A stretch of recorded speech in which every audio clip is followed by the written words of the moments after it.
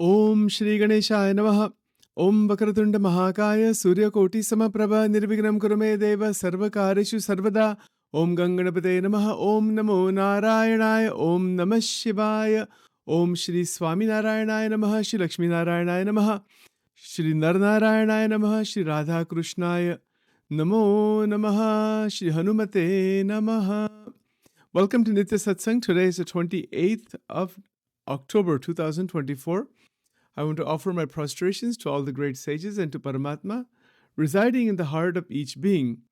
We are continuing to examine Sri Vivek Chudamani, and the last several days I'm just going through some of the basic terminology to make sure things are very clear in our minds before we progress further on the exposition that we have already started on verse 77 and the connection with the Gita verse, the connection with Nishkuranand Swami, etc. So there is the understanding of Maya, and as far as Advaita Vedantic concepts are concerned, there is the Vikshep Shakti, Avran Shakti that we talked about before. So I'm going to continue on this further today with regards to the three levels of reality that are talked about. And that is called Paramarthika Satyam, Vyavaharika Satyam, Pratibhasika Satyam. There's three of these. And it's very interesting. Paramarthika Satyam is described this way in Advaita Vedanta, because we need to understand Advaita Vedanta as clearly as possible before the other forms of Vedanta can actually be looked at in a comparative sense. So Paramarthika Satyam is the absolute reality. At the highest level, Paramarthika Satyam, which represents Brahman, the ultimate and absolute reality, that is Satchidananda, pure consciousness, that is Sat. Satchidananda is pure existence, pure consciousness, pure bliss. Brahman without attributes, meaning the Nirakar, formless Brahman, without any physical attributes of any kind. This is the foundational reality that underlies all of existence, yet it transcends time, space, and causality. Brahman is the non-dual essence of all things, and it is eternal and unchanging. From the point of Paramarthika Satyam, the world of multiplicity, individuality, and change is an illusion.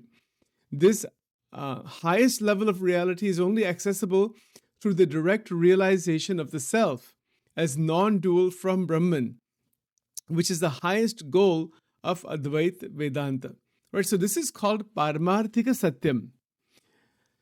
So we want to make sure, at least conceptually, this makes sense to us. First of all, as far as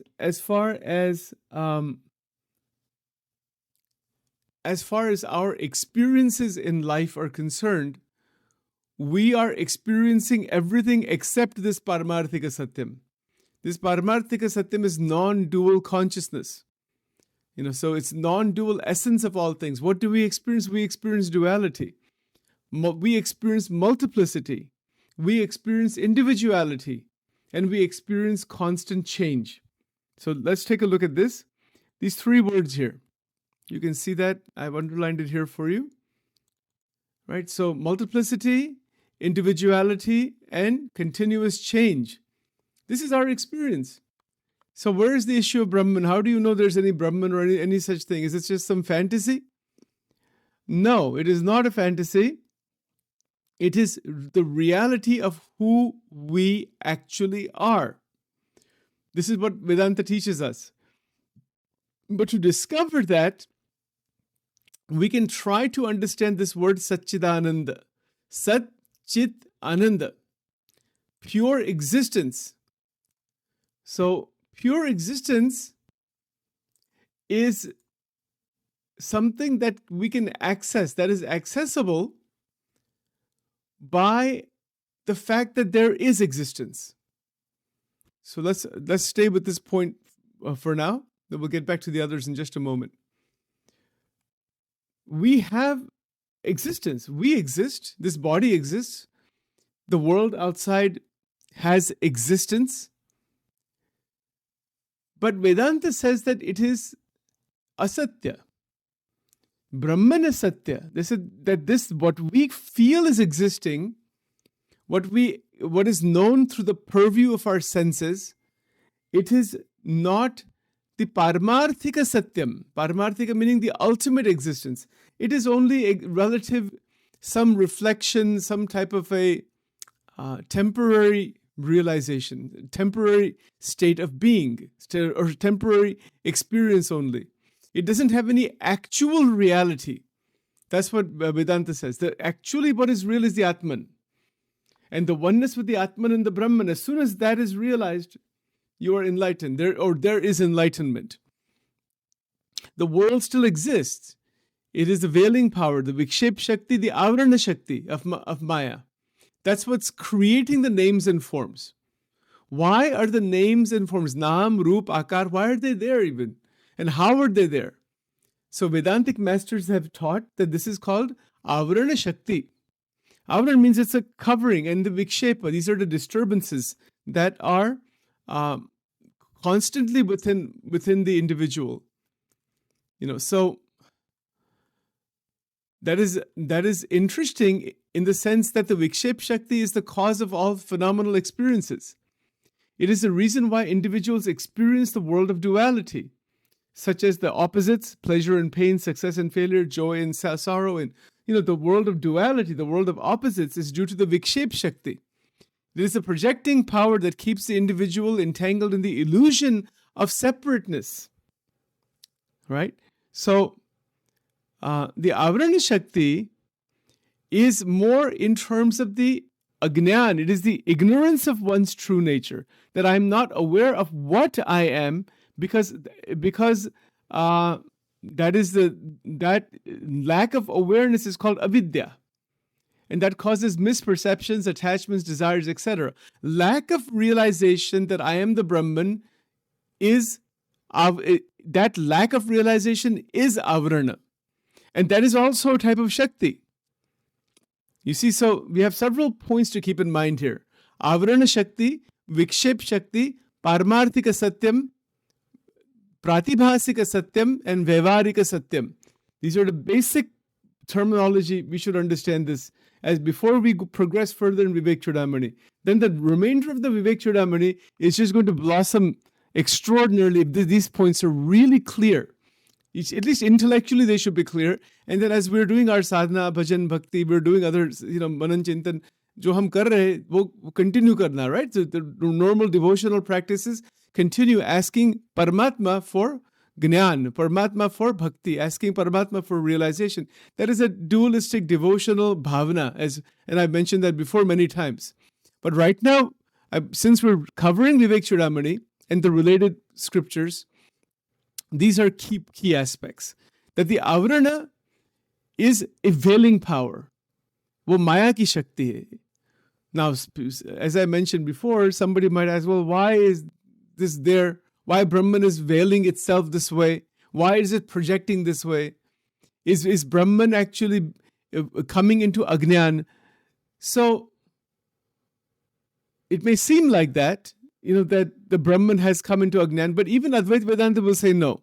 And all the other forms of Vedanta, Vishishtadvaita, all the other forms of interpretations, Vachanamrut maybe sub, Akshara Brahman and Para Brahman never come into Maya. But Maya hai kya? Maya is a power.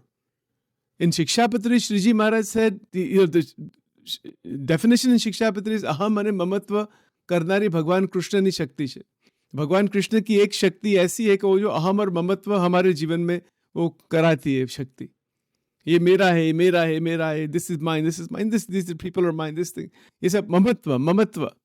The emotional entanglements. This is called mamatva. That is a more practical definition in the Shikshapatri. But it still comes from the same, this notion of avarana is more difficult to realize unless one is trying to awaken the Brahma Vidya from inside. For example, I'm sitting here right now. Let's make this very practical. I'm sitting in front of you. I'm sitting in this computer, my room here, in Mandir ke room hai. I'm sitting in front of you. But is this world real? Well, Vyavarika Satyam, transactional, they say it is relatively real. Yes, it is. Ramanujacharya will say yes, it is real. It is not an illusion or a projection. It's real. It's not an illusion or projection. Shankaracharya ji says, no, it's adhyas. Adhyas bhasya. There's a whole scripture called Adhyasa Bhasyam. So, who is right, who is wrong? Both are right. They're not, it's not that Shankaracharya ji is wrong. Shankaracharya ji is never wrong. वो भगवान शिव है. And Ramanujacharya is never wrong. वो भगवान विष्णु का अंश है. Both are correct. But they're speaking from their own viewpoint and realization. Nobody's wrong. They have their own darshan. This is the meaning of the word darshan. And that's, see, the purpose of all these acharyas is to awaken the darshan that they're having within us. Darshan means vision. The Shat darshan are there. 6 major philosophical systems. Again, that's not the best translation. Darshan doesn't mean philosophical system.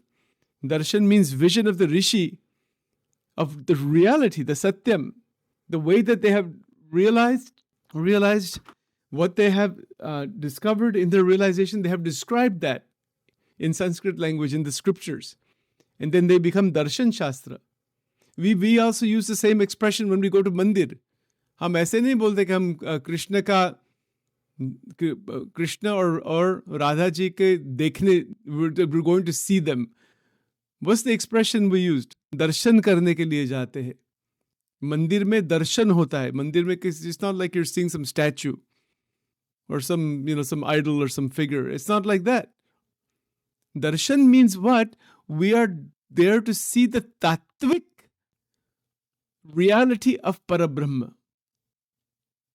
That is called darshan. As soon as we enter into mandir, in fact, I just went recently to the Mahalakshmi Mandir, just a couple of days back here. What is the tattvic vision? So that is why we have Hindu mandirs or Sanatan Dharma mandir. Church is same thing. Doesn't matter which place of worship, but the same concept is there. When we are entering into the mandir, we have to remove the Avran Shakti, the Vikshep Shakti, and moves directly into Paramarthika Satyam. वहाँ किसी मनुष्य को नहीं देखना.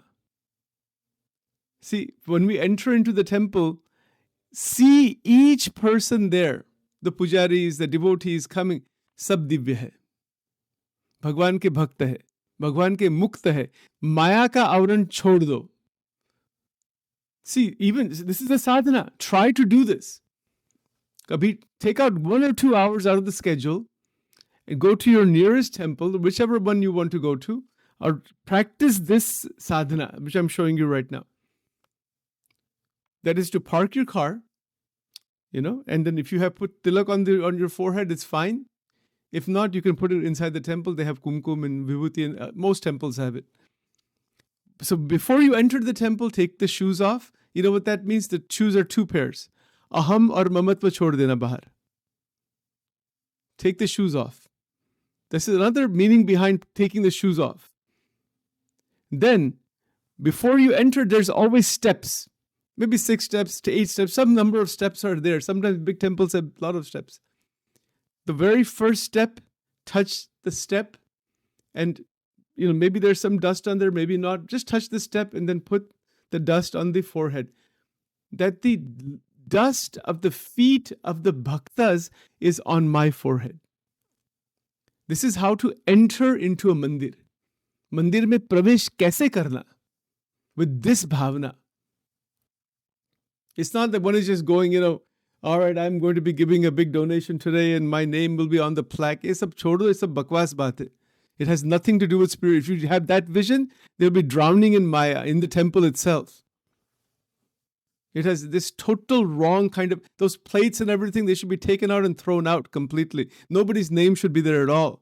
Because that fosters ego and agnan and division and some $25,000 donation and 10,000 plate. And ये कभी भी नहीं होना चाहिए मंदिरों में. This is Sachin's opinion. Sorry about that. I'm not trying to criticize anybody. They need to raise funds and all that. We understand that. अध्यात्म का नाश हो जाता है इस सब वस्तु में. अध्यात्म कुछ अलग बात है. It's not about these things. देना है तो और दान भी गुप्त होना चाहिए. You don't tell anybody, put your name on the plaque somewhere. कितना foolishness है ये सब. You say, but that is not any kind of spirituality, to do that. You see, so that should never be done. To put your name somewhere that I've donated this much money, or I'm this, or I am that, or I am this. May or mera, ये सब totally उसका नाश होना चाहिए. That is called मंदिर. But ठीक है, जो भी चलता है. It's all part of that is part of Maya. All that stuff, those plaques. That's a Mahamaya right there. And so it's trouble. You see, this is what Shankaracharya ji is saying. Bhaja Govindam, worship Paramatma, ye sab aham mamatva, in this ego-driven activity, throw this thing out. It has no place in spirituality, none. Do you know the Upanishadic rishis did not write their names at the end of the scriptures that they wrote. Right now we write one thing, we put our names in big letter, and okay, we need that in the Vaivarika level. When the Upanishads were written, commentaries were written from the Vedic times, they were so advanced in their spiritual realization, unhone unka naam bhi nahi likha. We don't even know who wrote most of the scriptures. Some names are there. Kitni alag baat hai. You see, so aham or mamatva chhodna chahiye. Then you go into the mandir. और मंदिर में जब मूर्ति की प्रतिष्ठा होती है, there's a पूजन अर्चन, there's भजन कीर्तन दर्शन. It is a तात्विक दर्शन that we are entering into the धाम. भगवान के धाम में हम जाते हैं, not into some local mandir or something like that, not into some place of Maya. We're coming out of Maya. That bhavna. And if we go into the mandir that way and do our seva, do donation, do pujan, archan, with that feeling and bhavna, enlightenment is not far away. Enlightenment is not far away at all. It has to do with removing this avarana that is inside our mind, that we are doing darshan. We're going for darshan. We say, I'm doing darshan of God. हम दर्शन के लिए जाते, as if God has nothing better to do to see, have you come over there. It's not like that at all. दर्शन जो होता है वो परमात्मा की कृपा से दर्शन होता है, बाकी होता नहीं दर्शन. With the problem is our human ego is sky high. If I wasn't there, this mandir would not have been built. If I wasn't there, this would not be. If I'm not there, this would not be done. If you're not there, everything is going to be done. You don't worry. There's nobody's indispensable. This is a fact. Sorry, I'm not trying to criticize anybody or anything, but this is a satya baat hai. Or if you want to reach Paramarthika Satyam, Agnan has to be thrown out. Not even the slightest. What Shriji Maharaj said in Vachanamrut? He said, Ranch jetli pan kasar reva devi nathi. Amara bhakto ma ranch jetli kasar. Not even the slightest deficiency we want to maintain inside. You see? Actually, he said tal matra kasar. Tal meaning that seed, that sesame seed. How small is that? He said tal matra pan kasar reva devi nati. Old Gujarati language. Kasar meaning deficiency. Don't want to leave even the slightest deficiency in the mumukshu, in the bhakta. 100% pure. 100% divya. Not 99.999999999. Not that. 100%. And that is, and see, once that opens up, Paramarthika Satyam opens. So let's stop here for now.